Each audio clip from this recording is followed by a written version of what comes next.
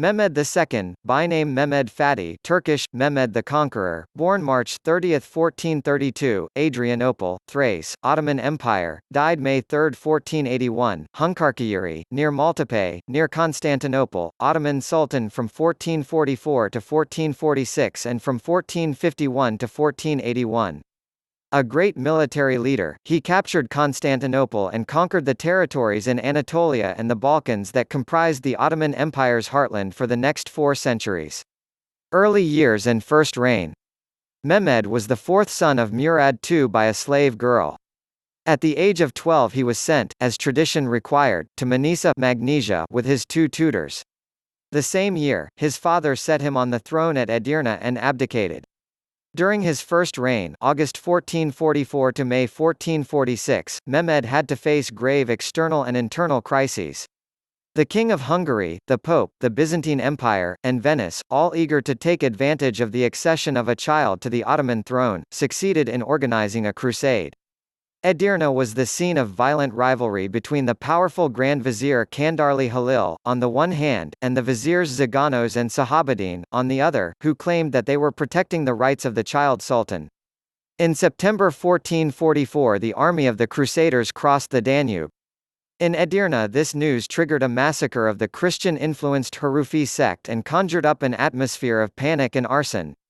When the Crusaders laid siege to Varna, the reigning sultan's father was urged to come back from retirement in Bursa and lead the army.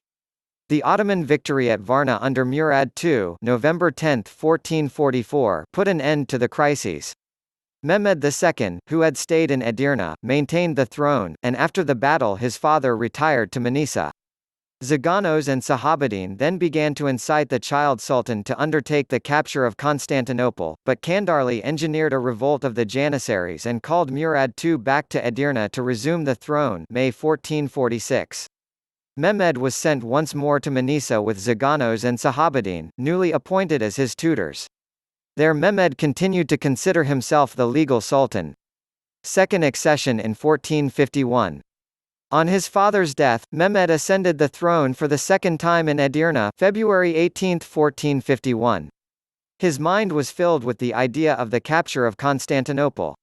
Europe and Byzantium, remembering his former reign, were then not concerned much about his plans. Neither was his authority firmly established within the empire.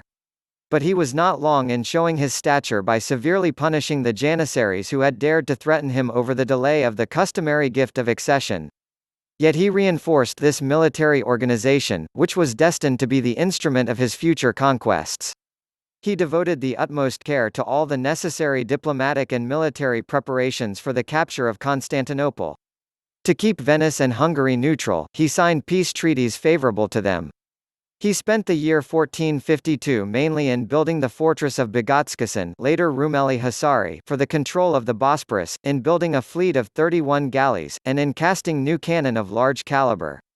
He made the Hungarian master gunsmith, Urban, cast guns of a size unknown as yet even in Europe.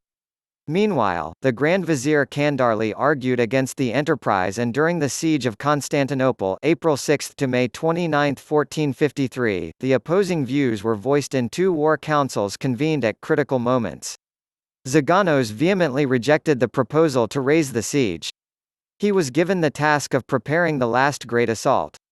The commander-in-chief, Mehmed II himself, on the day of the attack personally directed the operations against the breach opened in the city wall by his cannon. The day after the capture of the city, Kandarli was arrested and soon afterward was executed in Edirne. He was replaced by Zaganos, who had become Mehmed's father-in-law. Mehmed had had to consent to a 3-day sack of the city, but, before the evening of the first day after its capture, he countermanded his order. Entering the city at the head of a procession, he went straight to Hagia Sophia and converted it into a mosque.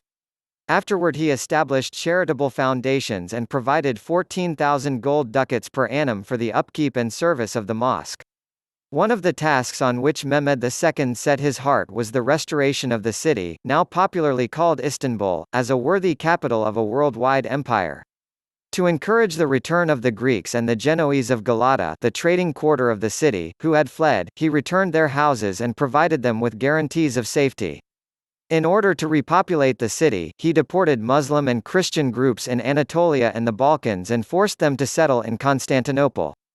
He restored the Greek Orthodox Patriarchate January 6, 1454, and established a Jewish Grand Rabbi and an Armenian Patriarch in the city. In addition, he founded, and encouraged his viziers to found, a number of Muslim institutions and commercial installations in the main districts of Constantinople. From these nuclei, the metropolis developed rapidly. According to a survey carried out in 1478, there were then in Constantinople and neighboring Galata 16,324 households and 3,927 shops. 50 years later, Constantinople had become the largest city in Europe. Mehmed's empire. The capture of Constantinople bestowed on Mehmed incomparable glory and prestige and immense authority in his own country, so that he began to look upon himself as the heir of the Roman Caesars and the champion of Islam in holy war. It is not true that he had preconceived plans for his conquests, but it is certain that he was intent upon resurrecting the Eastern Roman Empire and upon extending it to its widest historic limits. His victory over the Turkmen leader Uzun Hasan at the Battle of Bashkent in Erzincan August 11, 1473 marked in Mehmed's life a turning point as important as the capture of Constantinople, and it sealed his domination over Anatolia and the Balkans. Mehmed had assumed the title of Kaiser I Rum Roman Caesar and, at the same time, described himself as the Lord of the Two Lands and the Two Seas, i.e., Anatolia and the Balkans, the Aegean and Black Seas, a designation that reflected his idea of the empire. During the quarter-century after the fall of Constantinople, he undertook a series of campaigns or expeditions in the Balkans, Hungary, Wallachia, Moldavia, Anatolia, the island of Rhodes, and even as far as the Crimean Peninsula and Otranto in southern Italy. This last enterprise 1480 indicated that he intended to invade Italy in a new attempt at founding a world empire.